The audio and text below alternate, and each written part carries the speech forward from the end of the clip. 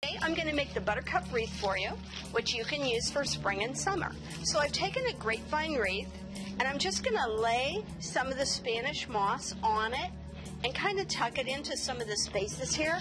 I'm not going to glue or wire it in place because when we put our silk flowers in with a little bit of glue on, they'll hold everything in place. I don't want the wires showing, and it's really not necessary. So I want to make sure we get the Spanish moss all around. This is just to give the wreath a little more interest. That's basically it. Then I'm going to take my foliage, and I like this foliage because it's nice and green, very springy, lots of color. And I'm going to cut it into smaller pieces. And then put a little bit of glue on, and like I said, you want to put this through the Spanish moss into the grapevine so that it holds everything in shape. And you want to make sure that you get plenty of glue on it because you will probably have it outdoors. You want it to be very secure. And you want to make sure that you get it stuck to the wreath very well also, so that you don't need to worry about it when it's outdoors and getting some wind.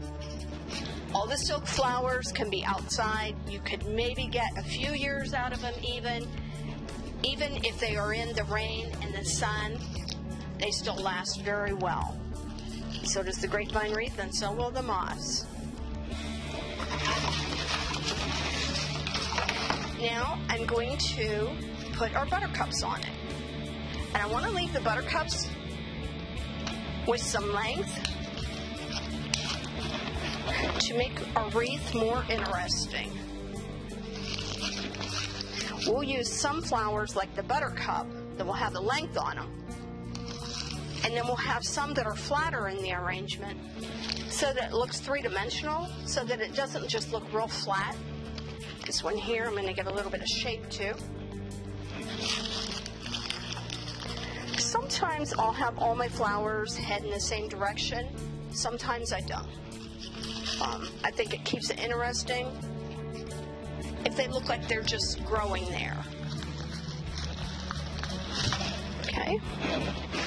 Now I also have the lavender buttercups, so we'll put those on next.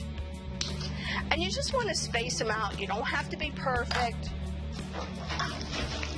but so that they are pretty much throughout your wreath. And once I get it in, you'll probably notice I like to pull up on it a little bit and have it be the place I want it to be and the shape I want it to be. Once again, you want to make sure you get plenty of glue on it and that you get it through several layers of grapevine so that it's nice and secure. You can get a lot of use out of it.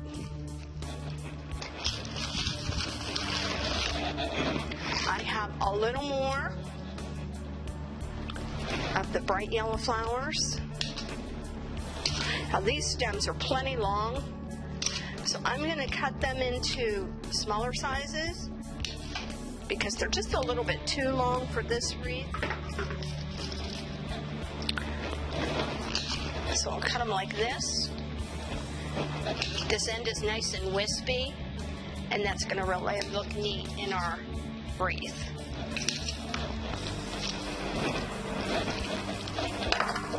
So we'll put some glue on there. Now you want to look at your wreath as you're making it and see where you need something. You don't want to have holes in it. You want to make sure you have your flowers spread out evenly.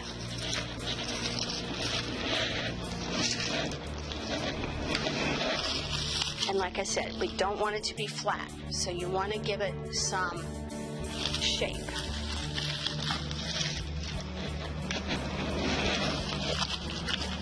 These have a nice strong stem on them, so they're easy to put in place. If they have a wimpy stem on them, what you could do is put a wire and tape on it and push it into place. It's a little easier to work with that way. I have a couple more. I want to look at my arrangement and see where I need them, so they're nicely spaced. This almost looks like a curly willow in the end of these, which makes it nice and springy too. Now I'm going to add our violas. I want to keep the foliage on. I'm not going to have these stick out quite as far. We'll keep them a little closer to the grapevine.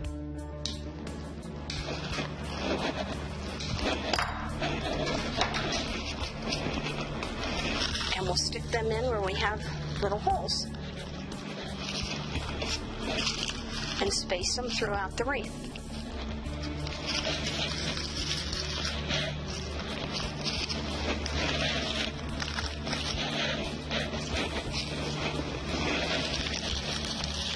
You can go and pick out all your favorite flowers, and then you can make it whatever colors and whatever flowers you like to have. Make it your own.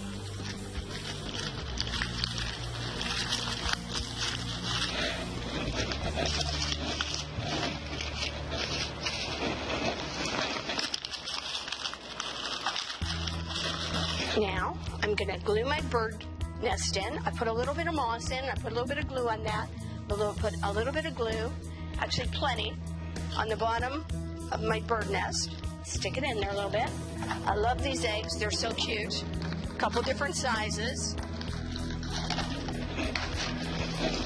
I'll put a little bit of glue on the bottom of the egg, and I like to wipe off the excess because it does get kind of stringy, and it's a little less for you to clean up once you have it made.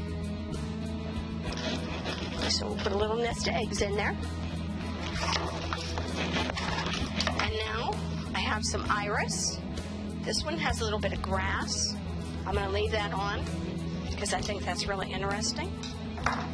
So I have 3 iris. I guess I'm going to let the bird's nest alone down at the bottom. And I'll space out the iris.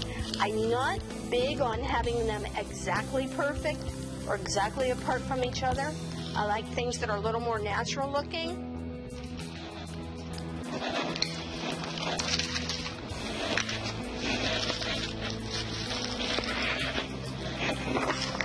And now I have a couple of the Gerber daisies, which we're going to keep with our spring theme.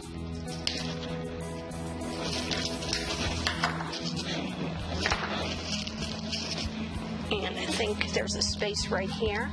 Once again, don't let your foliage be on top of the flower. Keep the flower on top of the foliage because the flower is what you want to see. Then I have a couple stems of Nerine Lily. So it looks like there's a spot here. And then I think I'll put this over here to match. Want to make sure it's seen.